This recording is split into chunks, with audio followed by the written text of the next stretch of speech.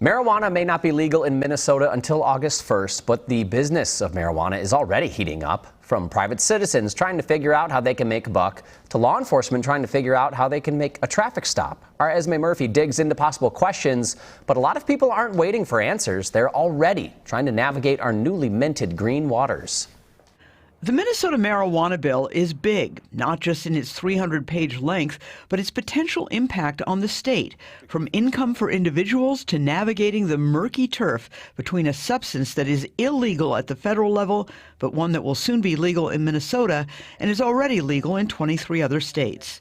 Talking Points gets some new perspectives. Point 7 Group, a New York-based marijuana consulting firm, already has a Minnesota-specific business model and has heard from dozens hoping to make big bucks here. I'd say we've spoken with probably 60 to 70 teams at varying degrees or at varying stages of planning. Many groups are excited, understandably. Chief Booker Hodges is the police chief in Bloomington, Minnesota's fourth largest city.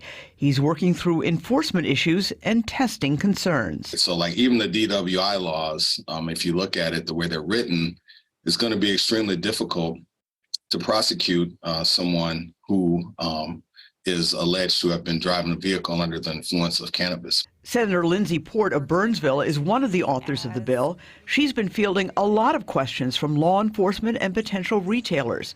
Marijuana becomes legal August 1st of this year, but the licensing and retail regulations won't be in place for another 12 to 18 months. The biggest question we're getting from law enforcement is driving while impaired. People are already driving under the influence. What our bill does is continues to, keep that illegal. You are not allowed to drive under the influence of marijuana. Esme Murphy joining us now. We just heard the senator talking about that concern. So how is law enforcement going to be able to tell if someone's driving high? Well, law enforcement that I've spoken to, Jeff, they are concerned because with alcohol, it's pretty clear. If you're a .08, you're over the limit. With marijuana, it is harder to tell, but Senator Port says they are spending a lot of money on education for both the public and officers. And as of August 1st, just a few weeks, they say they will have drug recognition experts who will be out on our roads to test people. So we'll have the officers on the streets. Another big question, what about testing on the job? There's a lot of people out there who have to take drug tests just to get a job. So what's happening in that space? This is actually changing. According to Senator Port again, that's only going to still apply August 1st for certain kinds of jobs. For example, if you are a school bus driver or a teacher, an employer can still require you take a drug test and not have marijuana in your system.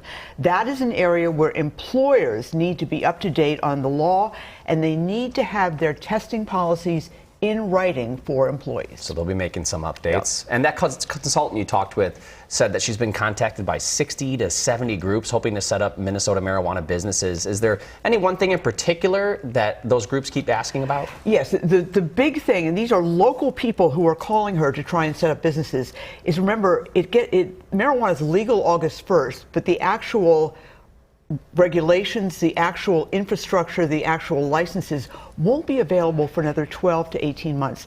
So that's as long as 18 months that you're without cash coming in. And that is really hard for most people to set up a business. You have to have a lot of capital and the right loans. Absolutely. That can be tough. All right. Thank you, Esme.